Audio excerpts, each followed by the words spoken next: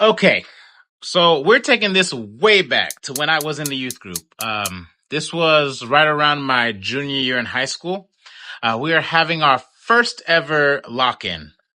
Before that, I never knew there was a night where you can come to church, stay up all night, eat all the junk food, laugh your face off until you can't breathe, and still get no sleep, and playing games with your friends. That's just proof that teenagers are indestructible. Because just thinking about it, doing all that right now makes me want to take a nap. So one of the first icebreakers that we started off the night with was manhunt. Now, let me give you an idea of what the field looked like.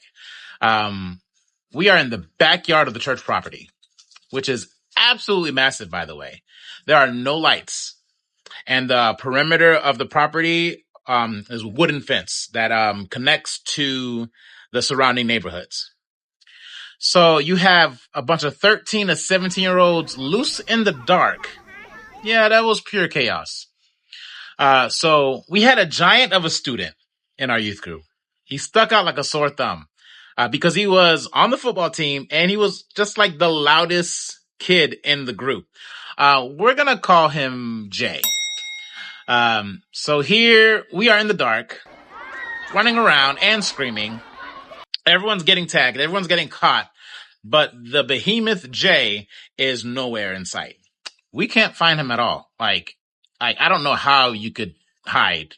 You stick out. But he did. He hid. We go to our youth leaders. We are in panic mode now. The game is already over. And still, Jay hasn't popped up. We're still running around the field now, just trying to find him now. Like, the game's over. A police officer passing by. This is around midnight. Sees a bunch of kids running around. So, of course, he's going to investigate. Now, what was a pitch black night is covered in red and blue, for obvious reasons. Luckily, our youth leaders were able to talk to the officer. And then he grabs the microphone and says, Jay, come on out. You already won. Jay starts walking out slowly because he thinks he's in trouble now because the cop's here. So that makes sense. We're all just relieved. We're assuming the worst. We don't know what happened to him. So we asked him and we go like, how did you hide so well? And he responds with this. Wait, before we continue, I have to describe Jay to you guys, or his answer won't make any sense.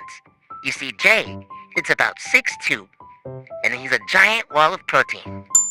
And he has a slight tan, almost like a beige color. Now remember, we are also surrounded by the wooden fence in the perimeter, okay? I took my shirt off and leaned against the fence, so every time you all passed me, all you saw was the fence. Sir, I can't play these games with you. Manhunt is just supposed to be a big kid version of hide and seek, and you out here treating it like it's an Olympic sport. Excuse me? The amount of confidence you must have to be the biggest kid, the loudest kid in our youth group. You stand out, you stick out like a sore thumb, and then you sat there in the open and said, hey, they will never find me. That, sir, is confidence. That's the kind of confidence that needs to be studied. I applaud you, sir. Good job.